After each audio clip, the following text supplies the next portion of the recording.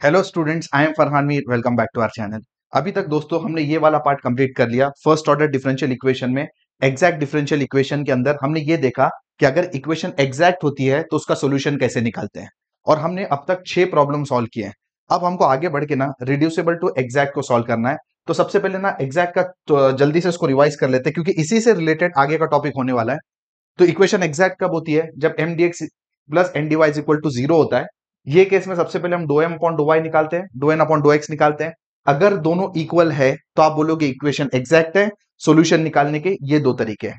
इसमें दोस्तों हमने 6 प्रॉब्लम सॉल्व किए थे। 6 में से पहले 5 प्रॉब्लम में हमने फॉर्मूला ये वाला फॉर्मूला यूज किया, और एक प्रॉब्लम में, छठे प्रॉब्लम में हमने ये वाला फॉर्मूला यूज किया। तो ये दोस्तों अब तक की कहानी है। अब आगे बढ़ते हैं, और अपने को अब ये देखना है ना रिड्यूसिबल टू एग्जैक्ट।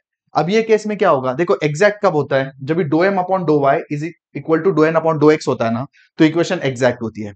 अगर ये इक्वल नहीं है तो इक्वेशन एग्जैक्ट नहीं होती है।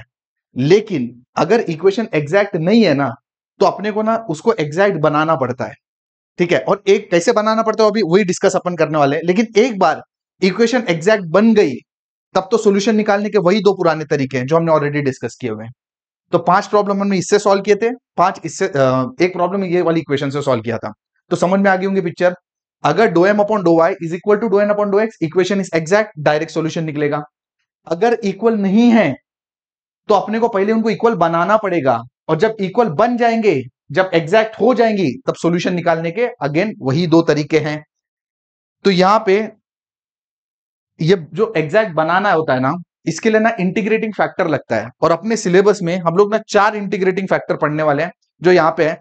एंड एज यूजुअल पहला जो क्वेश्चन हो, पहला जो अपना लेक्चर होता है वो थ्योरी होता है। तो थ्योरी में जितना आपको समझा ठीक है, नहीं समझा कोई बात नहीं। और सब चीजें मैं नोट इसलिए करके रखता हूं ना, ताकि हमारा भी टाइम बचे। अब मैं लिखने में और टाइम डालूंगा, आपका टाइम जाएगा। आप इसका स्क्रीनशॉट लेके कॉपी कर सकते हो, या फिर ये जो नोट्स हैं वो डिस्क्रिप्शन में भी अपने पास अवेलेबल हैं। तो 4 इंटीग्रेटिंग फैक्टर होते हैं अपने पास। उसके 4 रूल है बेसिकली। ठीक है, सिलेबस में 4 हैं, ऐसे तो बहुत ज्यादा है, बट 4 अपने को पढ़ने हैं। Rule number 1। रूल नंबर 2 क्या 1 क्या बोलता है? अगर M D X plus N D Y is equal to zero is a homogeneous equation. ठीक है, तो इंटीग्रेटिंग फैक्टर क्या होता है? 1 upon M X plus N Y, provided ये जो नीचे का टर्म है ना वो जीरो ना हो। ये तो सब में खैर ऑब्वियस सी बात है, कंडीशन होनी चाहिए। अगर डिनोमिनेटर जीरो हो गया तो 1 upon zero is what? Infinity. तो ये तो होनी चाहिए। ये रूल नंबर 1 है अपना। ठीक है, आपको सिर्फ एज इट इज लिखना है, या एज इट इज देखना है। ठीक है, इसको एग्जैक्ट डिटेल में जब प्रॉब्लम सॉल्व करेंगे तो चीजें क्लियर हो जाएगी आपको।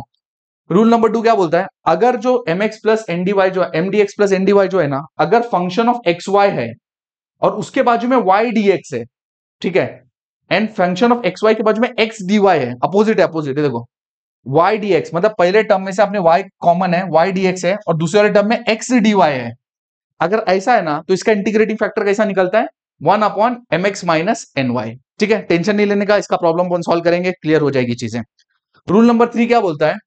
अगर do M upon dough Y minus do N upon dough X the whole divided by N is equal to F of X, अगर ऐसा होता है ना, तो इंटीग्रेटिंग फैक्टर क्या होता है? E raise to integration of F X D x.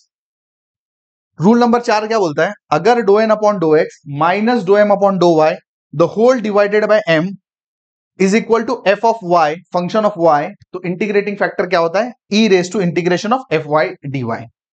अब ये दो रूल में ना जनरली बच्चे कंफ्यूज होते हैं।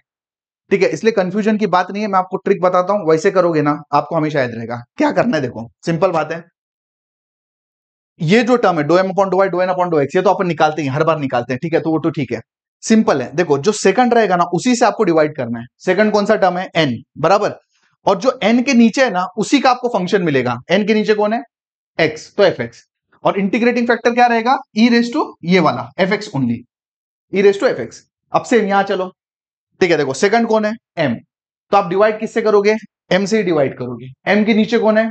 वाई, तो आपको राइट साइड में क्या मिलेगा? Function of Y. Integrating factor क्या रहेगा? ये ई रेस टू ये इंटीग्रेशन ऑफ ये वाला टर्म, ये आपका इंटीग्रेटिंग फैक्टर है। ठीक है, तो अभी तक क्या सिचुएशन बनी? अगर इक्वेशन एग्जैक्ट नहीं है तो आपको क्या करना पड़ेगा? इंटीग्रेटिंग फैक्टर से मल्टीप्लाई करना पड़ेगा। ठीक है, और मल्टीप्लाई करने के बाद इक्वेशन एग्जैक्ट बनती है। अब कौन सा इंटीग्रेटिंग फैक्टर लगेगा?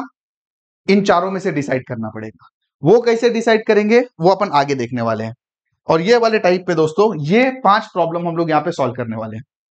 ठीक है, तो इन पांचों में हम लोग देखेंगे ये जो हमने रूल डिस्कस किए हैं, इसमें से कौन सा रूल कहां लगने वाला है, कैसे लगने वाला है। तो ये पूरे जो रूल्स हमने डिस्कस किए, क्या कॉन्सेप्ट है, ये प्रॉब्लम में हम लोग इसको देखेंगे। और ये पूरे प्रॉब्लम्स का सॉल्यूशन आपको डिस्क्रिप्शन में मिल जाएगा, तो उसे आप जरूर चेकआउट कीजिए। So that's it for this video.